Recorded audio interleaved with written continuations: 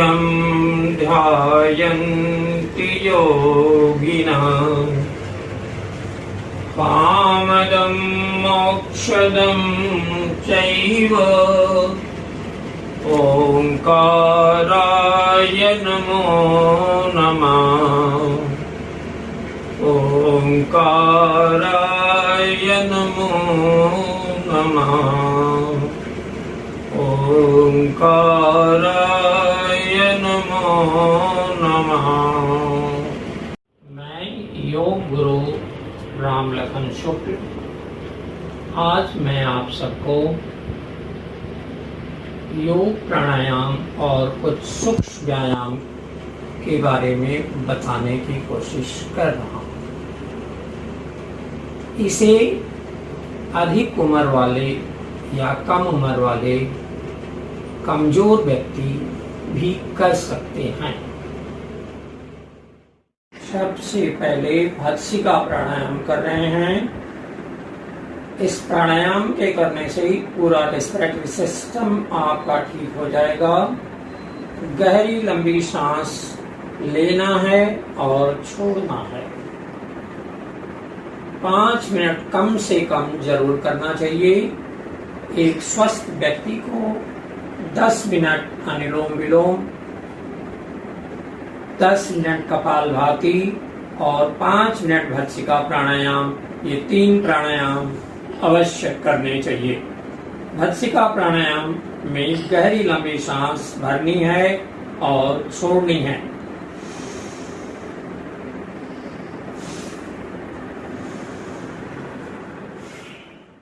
ये हम कपालभाति प्राणायाम।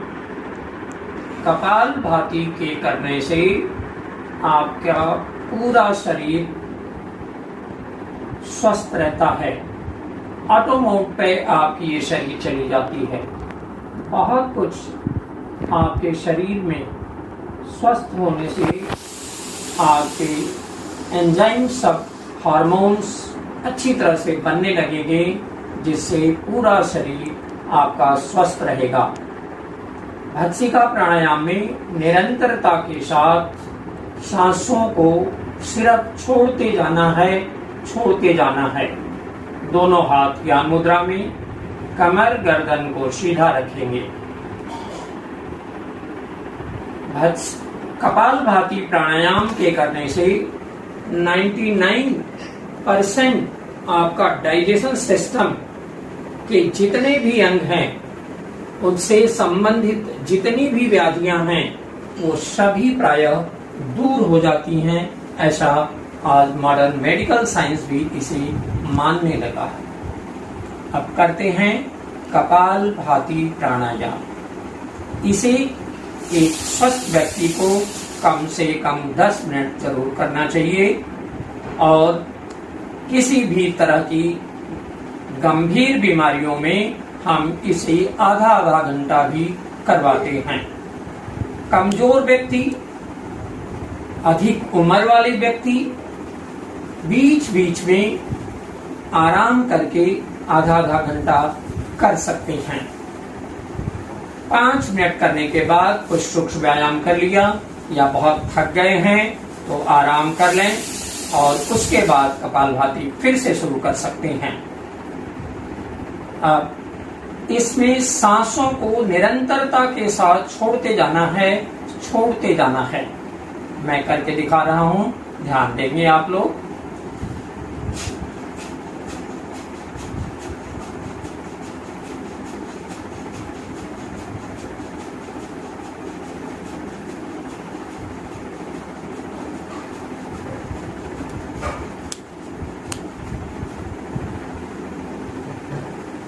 हृदय के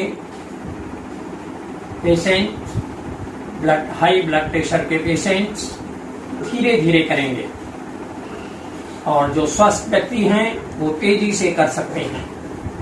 अधिक कमजोर व्यक्ति धीरे धीरे करें, कोई जल्दीबाजी नहीं। मन को आज्ञा केंद्र में, हाथ, अगर शरीर में वायु की तकलीफ है, एसिडिटी बहुत होती है, तो हाथ को वायु मुद्रा में रखें इस तरह से, और अगर स्वस्थ हैं तो हाथ को ज्ञान मुद्रा में रखें। इसका विशेष ध्यान रखें, कमर गर्दन सीधा रखना है। कुछ लोगों को कपालभाति करते समय कमर में दर्द होता है।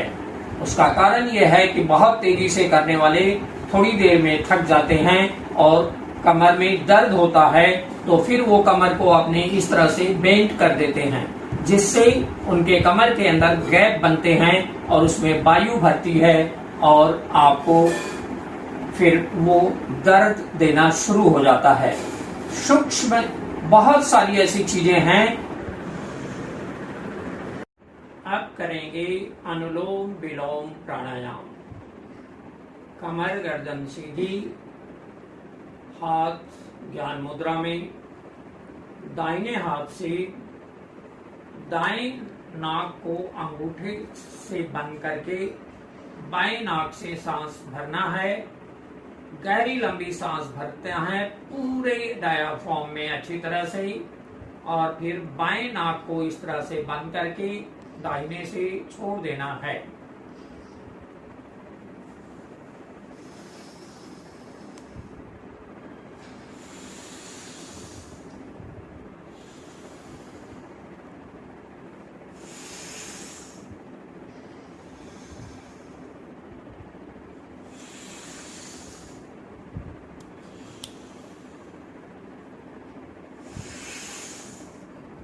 इस तरह से 10 मिनट करना है। अगर बीच में हाथ दर्द करता है तो हाथ का मूवमेंट इस तरह से करके भी कर सकते हैं। अगर आपको 5 मिनट से ज्यादा करने में तकलीफ हो रही है तो 2 मिनट से स्टार्ट करें, फिर 5 मिनट तक जाएं और फिर धीरे धीरे उसको बढ़ाते जाएं। जिसका ध्यान रखते हुए एक योग्य व्यक्ति के निर्देशन में जरूर करें, आपको पूरा लाभ मिलेगा। भ्रामरी प्राणायाम। भ्रामरी प्राणायाम में पहली उंगली को माथे के ऊपर, अंगूठे से कान के ढक्कन को बंद कर देंगे। बाहरी आवाज कान में नहीं जाएगी। ऊपर और नीचे के दांतों को चिपका करके गहरी लंबी सांस भरेंगे और भौरे की तरह से गुंजन करते हुए सांसों को छोड़ना है। इसे कहते हैं भ्रामरी प्राणायाम। इस भ्रामरी प्राणायाम के करने से मस्तिष्क की जितनी भी तंत्रिकाएं हैं वो स्वस्थ रहती हैं, जिससे मस्तिष्क संबंधी किसी भी व्याधियों में पूरा लाभ मिलता है। अब मैं आपको भ्रामरी प्राणायाम करके बता रहा हूं। इसे कम से कम 5 बार, और अगर किसी तरह की तकलीफ है तो 11 बार अवश्य करें, आपको बड़ा लाभ मिलेगा।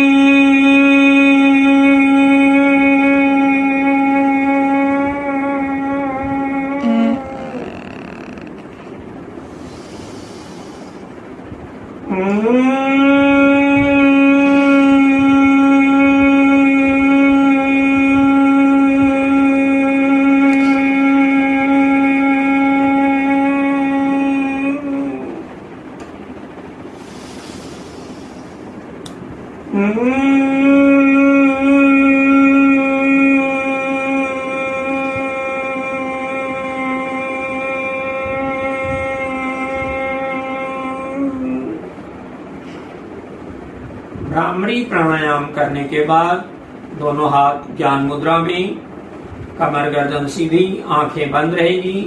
आंखों को खोलना नहीं है। मन आज्ञा केंद्र में ही होगा। इसे कहते हैं आज्ञा केंद्र। आज्ञा केंद्र में ही मन को रखना है। और अब करेंगे हम उद्गीत प्राणायाम। अब करेंगे उद्गीत प्राणायाम। उद्गीत प्राणायाम में गहरी लंबी सांस भरनी है और मुंह से लंबा ओंकार का उच्चारण करना है। इस प्राणायाम के करने से मन और मस्तिष्क की जितनी भी तंत्रिकाएं हैं उनके अंदर अच्छी तरह से ऑक्सीनेटेड ब्लड पहुंचने लगता है, कंपन पैदा होती है, वेव्स बनते हैं, जिससे आपके उस कंपन के वजह से शरीर के सभी अवयव जो हैं आपके अच्छी तरह से काम करने लगते हैं। मैं आपको 3 बार करके बताऊंगा, इसे 5 बार कम से कम करना चाहिए। और जिनको मस्तिष्क संबंधी बहुत घबराहट होती है, डिप्रेशन है, उन्हें 11-11 बार जरूर करना चाहिए।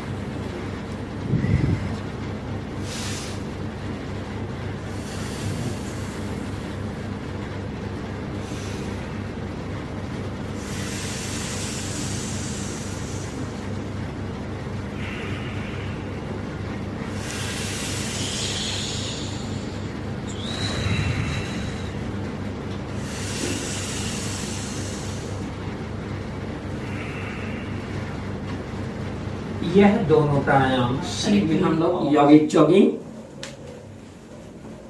फर्स्ट स्टेप, फिर सेकंड स्टेप, फिर थर्ड स्टेप,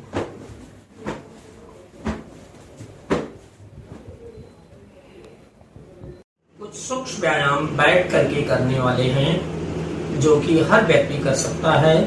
उसे ध्यान से आप लोग देखेंगे और करने की कोशिश करेंगे। दोनों हाथों को सामने फैला दें और धीरे धीरे सांस को भरते हुए हाथों को मोड़ना है, सांस को छोड़ते हुए हाथों को सीधा करना है। ये हो गए 10 बार कम से कम करना चाहिए। इस तरह से फर्स्ट स्टेप। इसका सेकंड स्टेप, दोनों हाथों को बगल में फैला दें और सांस को भरते हुए कंधे के ऊपर हाथ की उंगलियों को ले आएं। ये भी कम से कम 10 बार जरूर करना चाहिए। इसका थर्ड स्टेप, दोनों हाथ के पंजे को सीधा कर दें, दोनों हाथ बिल्कुल सीधा रहें और हाथ के पंजे को ऊपर की तरफ मोड़ दें इस तरह से, और हाथ के पंजे को ही सिर्फ ऊपर नीचे इस तरह से करना है। ये भी कम से कम 10 बार जरूर कर लेना चाहिए। फोर्थ स्टेप, आप पंजे को ऊपर की तरफ करते हुए दोनों हाथों को गोल गोल, कंधे को सिर्फ गोल गोल घुमाएंगे इस तरह से, कंधे को गोल गोल घुमाएंगे 10 बार एक तरफ से, फिर 10 बार दूसरी तरफ से।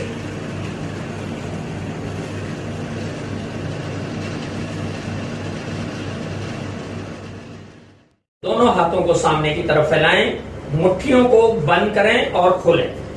हाथ दोनों सीधे होंगे, कंधे के लेवल में रखना है, मुट्ठियों को इस तरह से बंद करना है और खोलना है। ये गिनती करते हुए 50 बार, और फिर मुट्ठियों को सीधा कर दें और फिर मुट्ठियों को, हथेली को आसमान की तरफ करके इस तरह से करें। ये भी 50 बार करना चाहिए। और फिर मुट्ठियों को बंद करके मिला करके एक दूसरे से इस तरह से गोल गोल रिस्ट को सिर्फ घुमाना है। ये भी 50 बार करना चाहिए। और फिर इसके बाद अपोजिट साइड से भी 50 बार कर लेना चाहिए। दोनों हाथों हाथों को, हथेलियों को घुटने पर रखें और ऐसे कंधे को गोल गोल घुमाना है। 10 बार एक तरफ से, 10 बार दूसरी तरफ से, इस तरह से घुमाना है। उसके बाद दोनों हाथ की उंगलियों को ऐसे कंधे के ऊपर रख लेंगे और दोनों हाथ के एल्बो को मिला देंगे। सांस को भरते हुए दोनों हाथ के एल्बो को ऊपर ले जाएंगे, सांस को छोड़ते हुए नीचे ले आएंगे। ये भी कम से कम 10 बार करना चाहिए इस तरह से। और उसके बाद से फिर इसके अपोजिट साइड पीछे की तरफ से ले जाएंगे। सांस को भरते हुए हाथ को ऊपर ले जाना है और सांस को छोड़ते हुए हाथ को नीचे की तरफ ले आना है। ये हम लोग ब्रह्म मुद्रा और हाथों से अपने सिर को कुछ व्यायाम देना है, कुछ सूक्ष्म व्यायाम करना है। दोनों दाहिने हाथ को दाहिने हथेली की तरफ, दाहिने सिर की कानपट्टी की तरफ रखें इस तरह से, और हाथ के एल्बो को सीधा करते हुए दोनों हाथ की उंगलियों से दबाव बनाएंगे सिर की तरफ और सिर से दबाव बनाएंगे हाथ की तरफ। सांस को भरते हुए दबाव बनाना है और इसे 1 2 3 4 5 6 7 8 9 10 सेकेंड तक रखना है इस दबाव को बना करके, और फिर धीरे धीरे दबाव को छोड़ देना है। ऐसे ही दूसरे तरफ से भी करना है। 1 2 3 4 5 6 7 8 9 10 धीरे धीरे दबाव को छोड़ देंगे। ये 3-3 बार दोनों साइड से करेंगे। इसके बाद दोनों हाथ की उंगलियों को इंटरलॉक करके यहां रखेंगे इस तरह से, और धीरे धीरे सांस को भरते हुए दोनों हाथ के एल्बो को मिला देंगे। 10 सेकेंड तक रुकेंगे। 1 2 3 4 5 6 7 8 9 10 और फिर धीरे धीरे दबाव को कम कर देंगे। इसे 2 से 3 बार जरूर करना चाहिए। 1 2 3 4 5 6 7 8 9 10। अब इसी तरह से दोनों हाथ की उंगलियों को मिलाते हुए गर्दन के ऊपर रखेंगे इस तरह से, और सांस को भरते हुए दबाव बनाएंगे गर्दन से हाथ की तरफ और हाथ से गर्दन की तरफ, और हाथ के दोनों एल्बो को आपस में मिला देंगे और 10 सेकेंड तक रुकेंगे। 1 2 3 4 5 6 7 8 9 10। और आप धीरे धीरे सांस को छोड़ते हुए हाथ के एल्बो को कंधे के बराबर पूरा पीछे ले जाएंगे। हाथ के कंधे को पूरा पीछे ले जाने में गर्दन की साइड में पीठ की तरफ थोड़ा सा दबाव होगा, दर्द होगा, उसे बर्दाश्त करना है। इसे कम से कम 3 बार को अवश्य करें। लेकिन जिनको भी सर्वाइकल स्पॉन्डिलोसिस है उन्हें अधिक करना है तो ही उनको फायदा मिलेगा। अब उसी तरह से दोनों हाथों को मिला करके वी शेप बनाएंगे और अपने फोरहेड पे, माथे के ऊपर ऐसे फिट कर देंगे। सांस को भरते हुए दबाव बनाएंगे धीरे धीरे, और पूरा सांस भर जाने के बाद दबाव पूरा होने के बाद 10 सेकेंड तक रुकना है और फिर धीरे धीरे सांस को छोड़ते हुए दबाव को कम करेंगे। ये भी कम से कम 3 बार जरूर करना चाहिए। 1 2 3 4 5 6 7 8 9 10। अब धीरे धीरे दबाव को कम कर देंगे।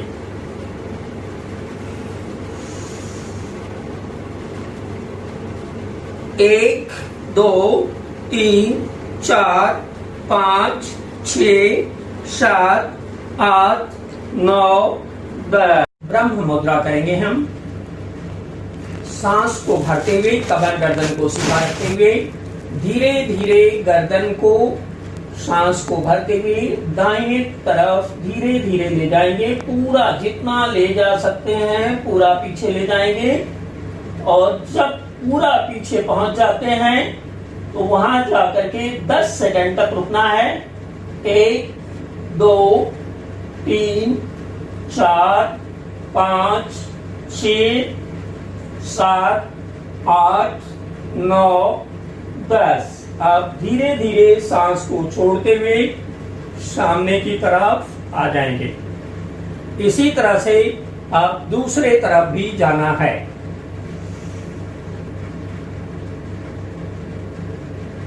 और 10 सेकंड तक रुकेंगे। 1 2 3 4 5 6 7 8 9 10।